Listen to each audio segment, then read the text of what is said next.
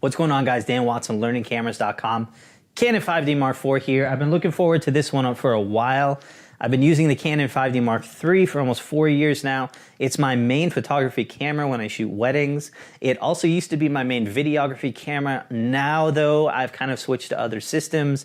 So I was kind of really excited about the 5D Mark IV, hoping that that camera would really take it to the next level for both photos and videos and give me an alternative to be able to shoot both with one system and to do it all in great quality. So let's take a look at the Canon 5D Mark IV. Now, again, you can download all the photos from this review, raw files, JPEGs, in the links below.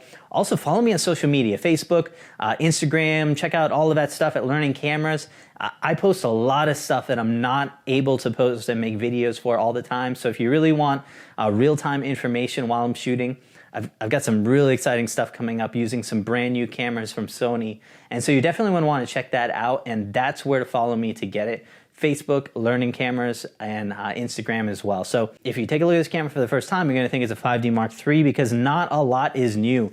Really, the only thing you have here is a brand new button.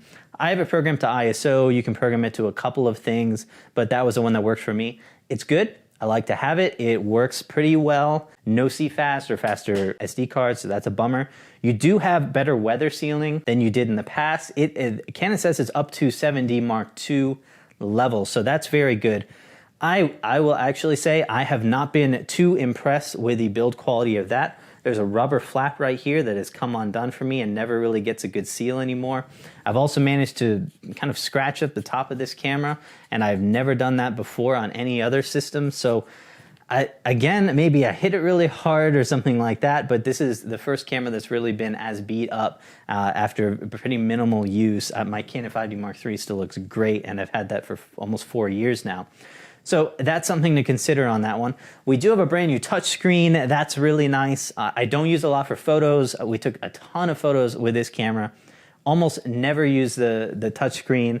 We also have dual pixel autofocus system, which again, I don't use too much for photos as well. Those are kind of a little bit more video for me. So overall, we do also have a brand new shutter mechanism. Now that was very nice. It was very quiet. I found that I didn't have to use the silent mode as much. I can use the regular shutter, and it's also going to minimize vibration. So if you're shooting landscapes, that could be really important to you as well. So overall, a very good camera on the hardware side, but you know, let's take a look at some of the other features and see what this camera can do. So Canon did also introduce a dual pixel RAW, and basically what that's doing is allowing you to shift in post a little bit.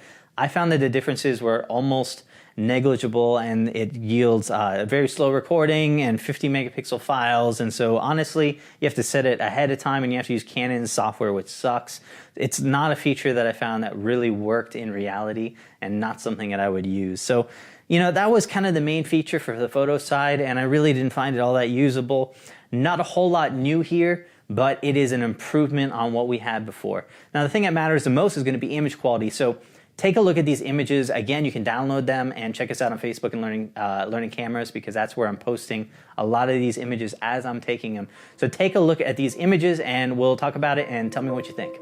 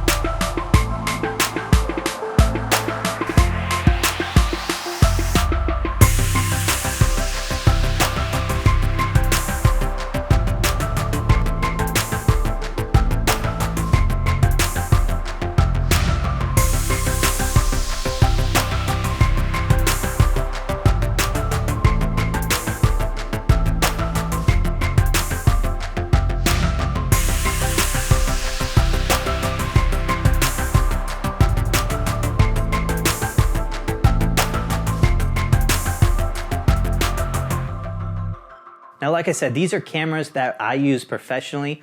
My wife and I, my wife Sally, we have a photography company. You can check us out. It's Dan and Sally Photography. You can check us out on on Instagram. You can check me out on Facebook as well. You can check out our website, danandsallyphotography.com. Look at us there. Look at our work. She shot most of the photos for this because we were shooting a wedding and I was shooting video for it. So you can take a look at these. These are her work. You can take a look at our website and see a lot of the other stuff that we're doing.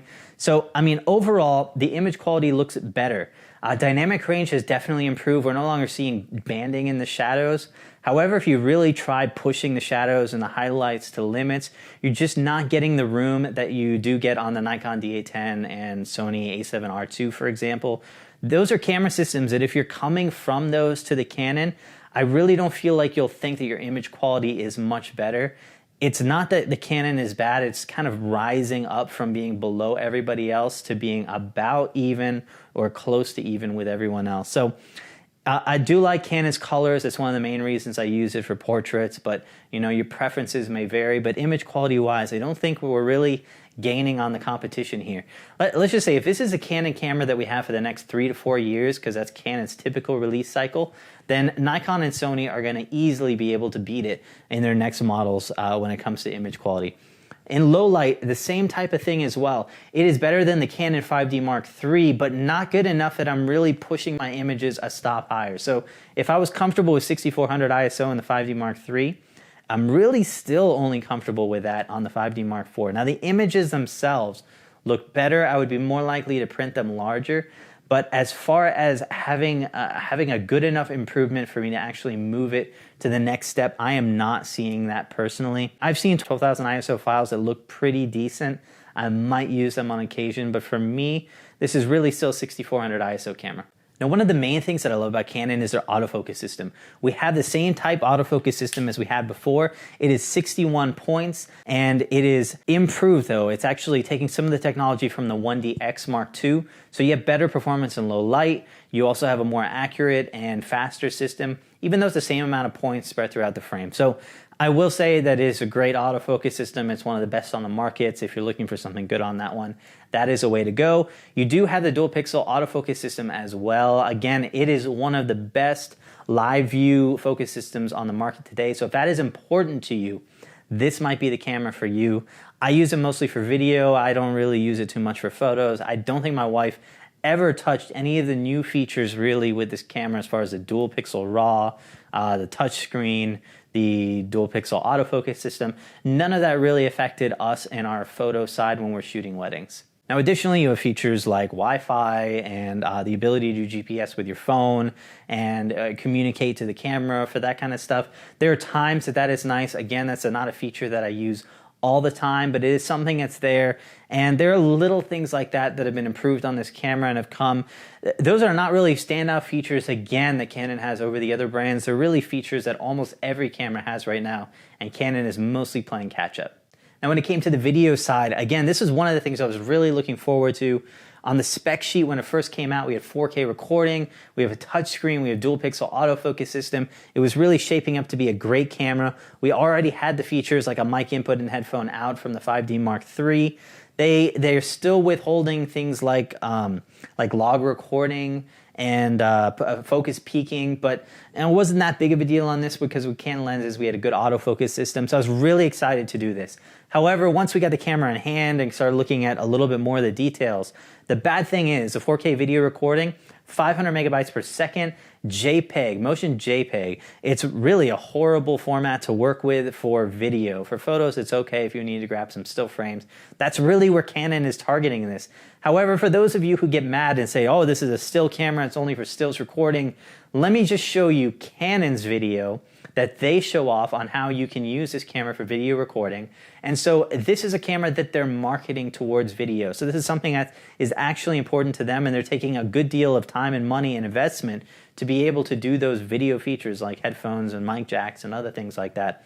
So don't discount the video features on this. If you're not using them, great, skip this section. If you are, this is important. Now 4K recording is going to be a 1.7x crop, so this is really not a full frame 4K camera. In fact, it's worse than an APS-C camera, so go figure on that one. Image quality was good. It is way better than the 1080p. It is a big difference. You're using a basically sampling the entire image, although with that crop, and so that gives you great results on that one.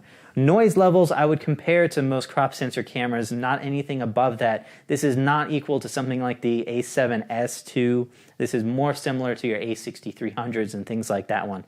1080p video I found to be about the same as the last time, so that was disappointing.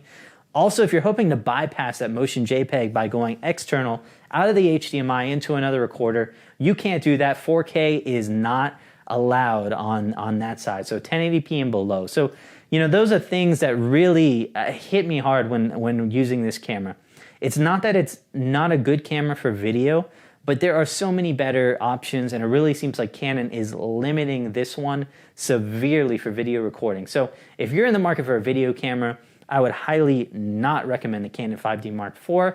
If you're using it for some video, it does allow you to get excellent video. It does have some of the features that are very helpful, so that is something to consider.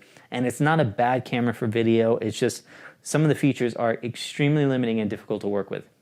All right, so overall I found the Canon 5D Mark IV to be, it was a good camera. It was definitely an improvement on the 5D Mark III. If you're using a Canon system, you're not gonna be disappointed.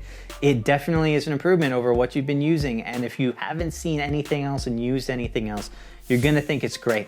Now, if you're shooting video, there are more things you're gonna be disappointed with, but for the photo side of things, it really is still a good camera. And honestly, probably one of the best on the market today, if not the best on the market today. However, I don't expect Canon to hold that title for long. The image quality just really didn't outdo the competition, and so I'm really expecting Nikon and Sony to up it in terms of quality, in terms of features, in terms of pretty much everything in the near future. So I don't expect it to hold that title for very, very long. Not a whole lot of improvements on it. It just is a better version of what you've been using before. So if you're in the market for a video camera, I would highly not recommend this. If you're in the market for a photo camera and you're looking at a brand new full frame camera, this is a good option, but not the only option to consider. I would still look highly at other systems. We got the Sony A99 Mark II coming out. That looks like a really exciting full frame camera. The Nikon D810, which should see an upgrade in the next year. Those are both good options to consider alongside of this. Now, if you're like me and you're a Canon shooter, you've been shooting with a 5D Mark III, you have lenses, you have everything that you need for that one, do you upgrade? And probably yes, it is still one of the best cameras on the market today.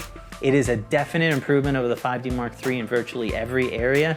So I do think that if you're a current Canon shooter, this is a viable option. You should really consider upgrading to that. So those are my thoughts. Again, follow me on social media, keep up with me. I got a ton of new reviews coming out, lots of cameras, so definitely keep an eye out for those. Let me know your thoughts in the comments below. I mean, if you don't agree with these, let me know, download those pictures and see for yourself. Again, I'm shooting with these cameras. I own both of these cameras, so these are cameras that I'm really serious about and very accurate about on these reviews, because that is my thought when I was purchasing this camera and whether or not I would upgrade. So my Canon 5D Mark III will probably be going up for sale shortly, and I will be switching over to the 5D Mark IV, but again, I don't expect it to hold that great title for very long. So stay tuned for some more stuff. Thanks for watching, and I'll see you in a minute.